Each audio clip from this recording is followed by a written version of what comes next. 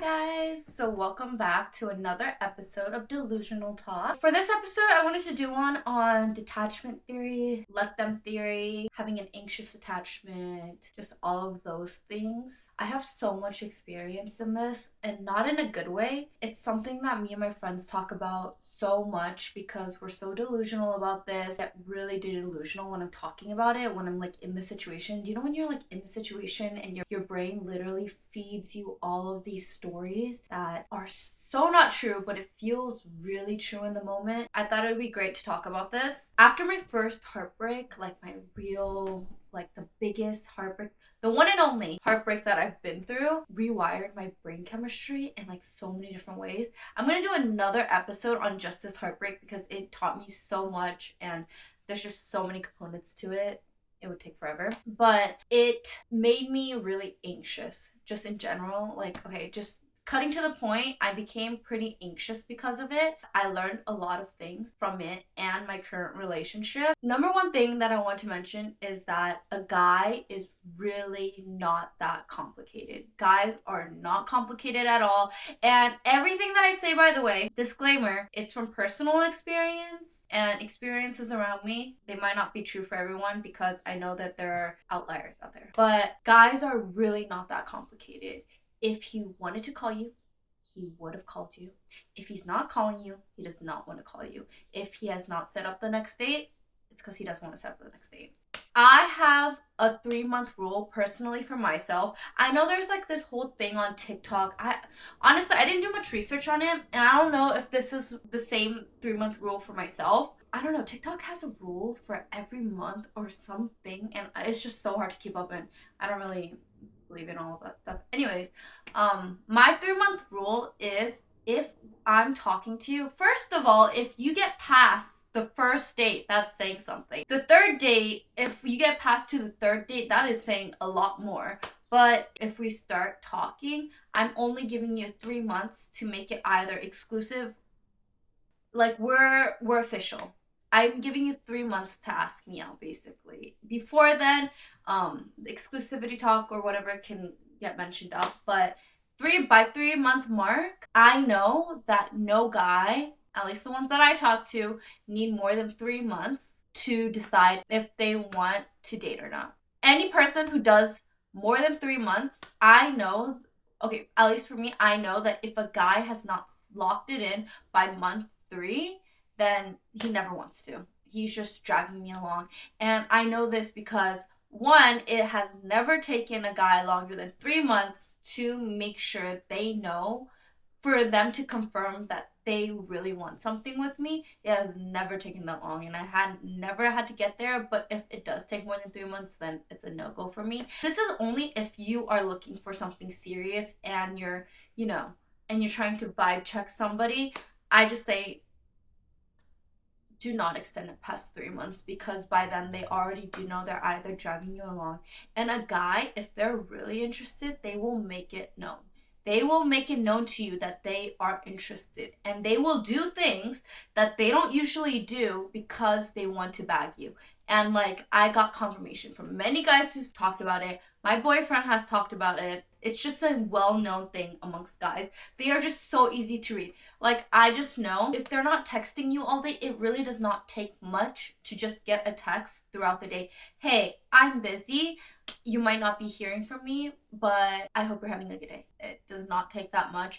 And like, with this text, I don't know how I got to this texting thing, but like, I just know that like, it just does not take that much to be able to communicate with your partner that somebody's busy, etc. Okay, so I wanted to talk about this because as somebody who is in anxious attachment, who is learning to be more secure, disclaimer, I know how hard it is to do everything that I'm about to say. And I have been in the position where I know what the right thing to do is. I don't do it because it doesn't feel right. And I realize for anxious attachments, it's not going to ever feel right. The right thing is not going to feel right because your body is conditioned to react a certain way from your anxiousness. It gets worse once you hit the cycle of doing what your body tells you because it's anxious. So you're feeding into the cycle of anxiousness, and then once you feel it's that temporary feel of relief, but you become overly reliant on it, which makes it unhealthy. So the let them theory became like a huge, massive sensation. And when I first read it, I was like, whoa, this is like so mind blowing. This is amazing. This is literally the best thing I've ever heard. No, it's like just real simple detachment theory, and it sounds so obvious, but it's so hard to apply. Like, speaking from experience, it is so hard to detach sometimes, especially as an anxious, and it's hard. But I really think the core thing to understand is that listening to your anxiousness, there's nothing that you can change. There's nothing in your power. I think it's important to focus on what you can control, and what you can control is your reactions, what you do. And I found it very helpful that if you're really anxious and you can't stop hyper fixating on one thing, it's so important to just get out of bed or do something that shifts your focus from something that's not those thoughts. When it feels so good to just be in bed and like simmer in my thoughts, it's actually the worst thing that I could do, because my thoughts, like, I don't know, it ends up going in unfathomable places. And I just realized you have to get out of your headspace. I started practicing being a little bit more proud of myself when I do things that take my mind off of it for even 15 minutes, like 1 hour, anything. It doesn't have to be the whole day. It's just in those moments, wow, I was able to do something. It felt, and I feel good about it. It feels good because I realize these are things that I'm doing for myself. When I'm thinking too much and I'm so in my thoughts and being anxious and letting that have power, I'm giving it too much energy and I'm not doing enough for myself. I realized that just the answer for me was I'm just not focusing on myself enough. I'm focusing too much on others or what that problem is, and not enough on me. And that's a huge reason why I feel like it's so important to have a foundation, feel grounded in what you like to do, what you want to do, because the world isn't going to end just because of that one situation or that one heartbreak. Like, I think the hardest thing that I had to learn when I was going through my breakup was the world keeps on moving with or without you, and it's really important to keep moving. And it sucks because, like, there are many moments where I wish the world just stops with me and let me just stop and just like hermit away. I think just going back, it's so important to detach because that problem will still be there. I think it's really important to compartmentalize, and like your relationships. Okay, I'm gonna just stick with relationships right now. Your relationship is too much of your life is when something is going wrong and you're not able to do other things outside of it, because your life does continue. It's only a portion of your life. And honestly, that portion of your life shouldn't dismantle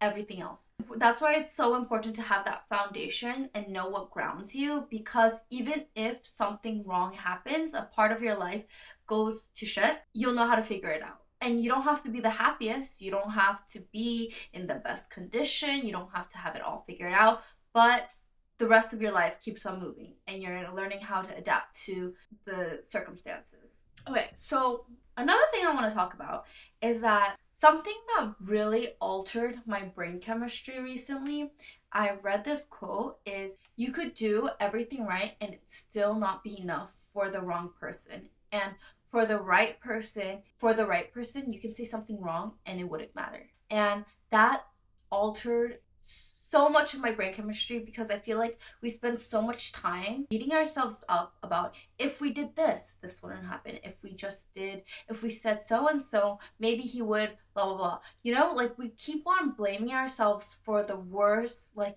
for the outcome that happened, hoping that things would have changed if we did things differently.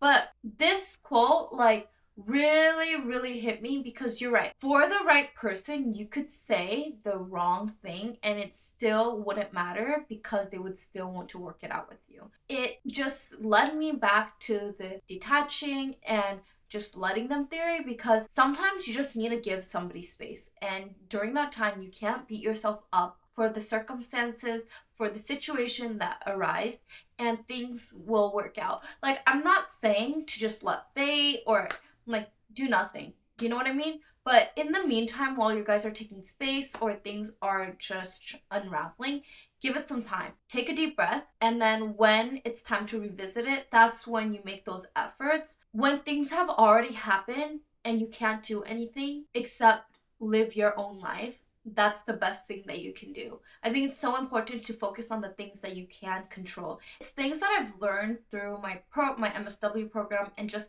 my clients in general. It's something that I always try to advocate for, is that to just focus on the things that you can control and not so much the things that you can't. That's so hard because you want things to go right, you want things to go your own way. But I truly believe that if you are with the right person, or if this was meant for you, it will be. And you can't, there, like, I also think that there are certain things where you could fuck up as much as you can, but it'll guide you right back to where you're supposed to be. I tend to replay things. If I did it a certain way, this outcome probably wouldn't have happened. But I do believe that no matter what, that outcome would have been the same, no matter how perfect that I did it. And I think it's so important to put all that love back to yourself. Like, as much effort and energy that you're putting into somebody trying to choose you, you should choose yourself. Because I've been in the position where my self-esteem, my self-confidence all shattered and went to rock bottom because of heartbreak, or because I didn't put any love into myself and I was overcompensating. I was trying to have somebody see me, but the right person won't make you, one, make you feel like you lost yourself, and two, they will choose you and they will make you feel seen. And that's not something you should ask for in general. Like, I do agree with the fact that it's not always if he wanted to, he would. We're all different people. We all communicate differently. We want different things. And for somebody to understand what you really need, you need to communicate them. I have a little relationship, or I guess I don't truly understand bare minimum like that. Like, I think a lot of things can be bare minimum to certain people, and then for other people it's not bare minimum. Just social media in general like amplified this definition of bare minimum, and I do like to believe that every relationship has their own path, has their own trajectory, and for some people they fought for their love and they're willing to teach their partners certain things that other people would be like, dude, that's bare minimum. You shouldn't have to teach your partner that. And I'm like on the mix, and I'm just like, I like to just stick with my own standards. Yeah, we call it a day there. It's like, I feel like it's just so complicated and everybody's just so different, and what works for one relationship doesn't work for another relationship. But that's my whole spiel on bare minimum. Like, I don't even know what bare minimum is. Like, I just think it depends on standards. I think there's like obvious ones, obvious standards that like I stick to, and I'm just like, that's very questionable. That spiel was absolutely just unnecessary. Sorry, I might cut that out. I think like in general, something I've been working on is being a little bit more mindful that it's really important to not blame yourself for things that other people do. And I think that's why detaching yourself and letting them is really important, because I think actions really speak so much louder than words, and you just need to look at their actions. Like, if you just take a moment to see how they're acting and step back from the situation, I think it reveals a lot more than you think. And it's just so hard to apply that. Like, in theory, sure, like it's just so easy to say that you will leave the situation, but then it gets complicated when feelings are involved. That's why I'm being like pretty raw. Like, yes, in theory and in actuality, you should leave a situation that is not bringing you happiness. If you're not content with it and there are more cons than pros, then definitely like you should leave the relationship. But again, that's easier said than done. Like, a lot of people experience like the commitment and time they spent with the person. There's this thing in Korean, it's called chong. It's like, in some ways it's like attachment. It's less like love. It's more of this connection, attachment, that you feel and care for somebody. It's like this invisible thing that you just feel attached to. And I don't know if I'm explaining it right, but that's also a big component of it. It's so easy to say that when they cross boundaries to leave, and I've seen many relationships where that's happened, but it's not easy to like cut it clean. You know what I mean? Because of all of the other factors.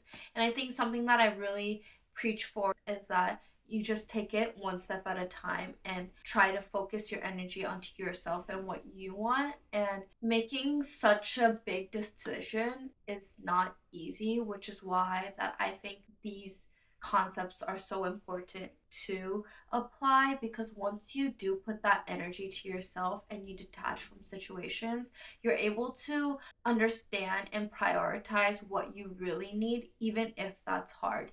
And I think it's easy for anxious attachments and people pleasing tendencies to making you stay because what's more important is others than yourself. But I think that's why it's more important that once you put power within yourself and you find that confidence, it's unmatched. Literally, that energy is unmatched. And that's another thing, even with my friends, like, we could be giving each other the most healthy advice, but we're not going to take it. Like, we don't take it unless you really feel it and you want it.